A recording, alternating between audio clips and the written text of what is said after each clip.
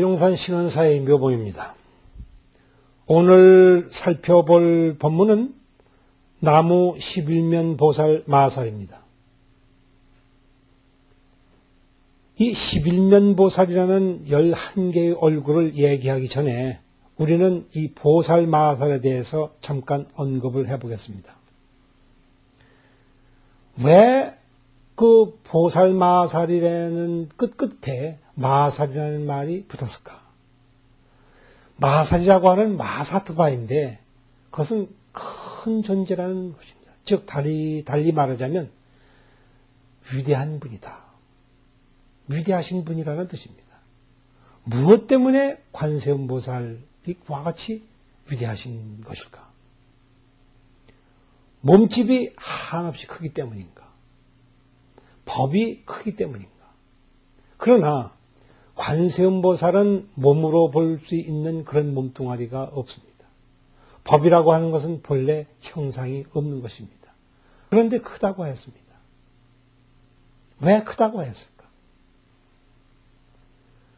깊은 연못에서 살아있는 물이 콸콸 쏟아져서 올라옵니다. 깊은 샘물과도 같아서 죽어있는 물이 아니요, 담겨져 있는 물이 아니요, 늘 생동하면서 살아있지만 워낙 깊어서 표면에는 아무것도 나타나지 않고 항상 담적하며 고요하고 맑고 깨끗합니다.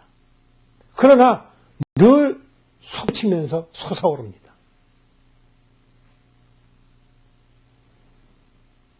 이래서 이것을 우리는 크다고 합니다.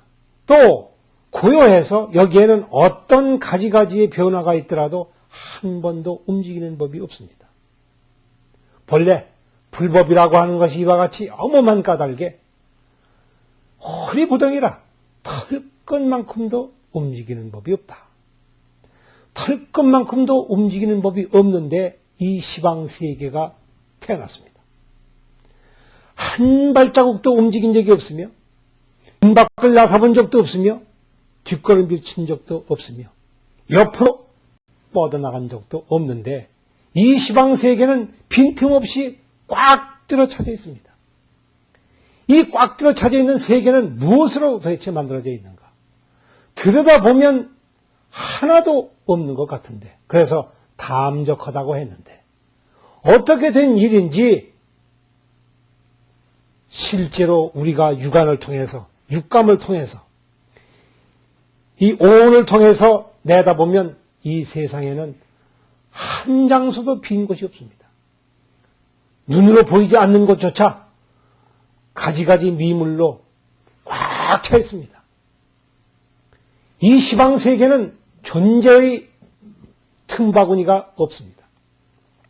이 시방세계 그 자체가 존재의 세계입니다. 이름을 달리하는 가지가지의 것들이 꽉 그것들로 차 있습니다.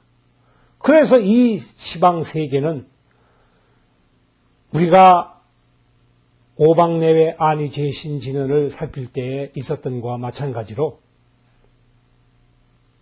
시방인 세계라고 불려진 것이요, 10군데로 안팎으로 꽉 차 있다. 거기에는 가지가지 존재들이 있으며 가지가지 귀신들로 꽉 차져 있습니다. 이곳에서 관세음보살이 어떤 역할을 할까?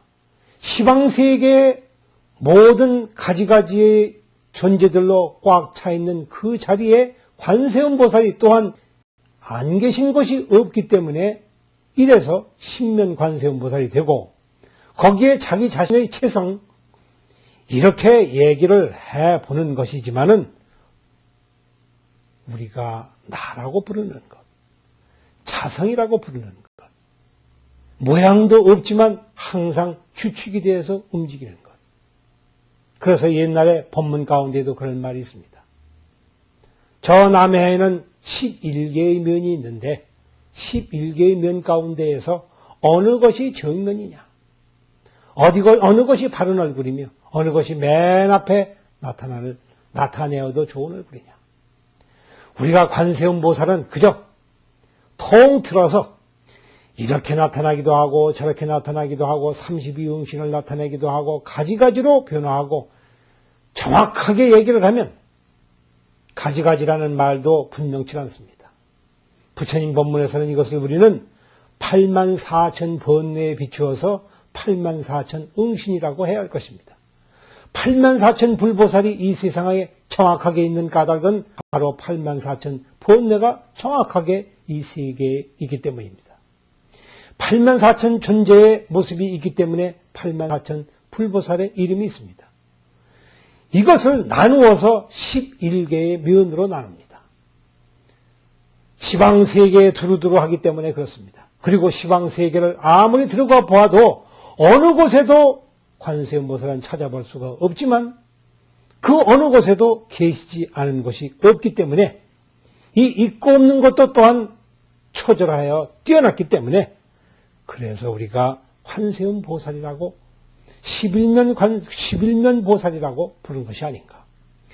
이 특히 11면 보살이 주로 다루는 중생들은 아수라입니다.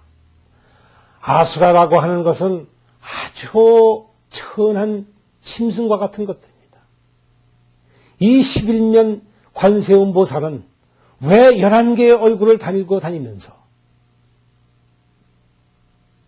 그 많은 중생 가운데에서 하필이면 아수라를 다루는 것일까? 아수라는 바로 우리가 인간이 짐승으로 넘어가고 지옥으로 넘어가기 이전의 모습이요. 또 저 아래에서 위로 올라갈 때 사람이 되어지고 천상에 태어날 때 그 중간의 모습입니다.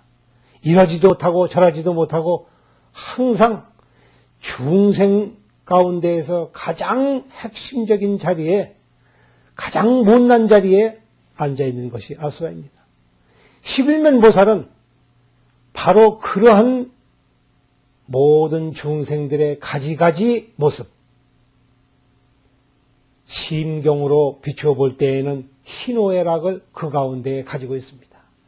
노했다, 성냈다, 짜증냈다, 불쾌해서 싸움질을 하다, 가지가지 시기질투를 하는 이런 11가지 가지가지 모습을 다 가지고 있습니다.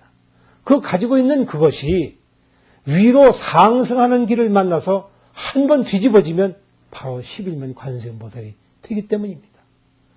이 아수라와 11면 관세음보살은 따로 이름이 있지만 본래는 따로 있는 것이 아닙니다. 마치 우리의 마음이 악한 마음이 따로 없고 착한 마음이 따로 없는 것과 똑같습니다. 악한 마음이 뒤집어졌으면 이것을 착한 마음이라 하는 것이요. 착한 마음이 뒤집어졌으면 이것을 우리는 악한 마음이라고 합니다. 11면 보살 마하사도 그렇습니다. 이 가장 위대한 존재는 다름 아닌 11개의 가장 모자란 무지렁이가 곧 뒤집어진 것입니다. 손바닥을 뒤집으면 손등이 되고 손등을 뒤집으면 손바닥이 되는 것입니다.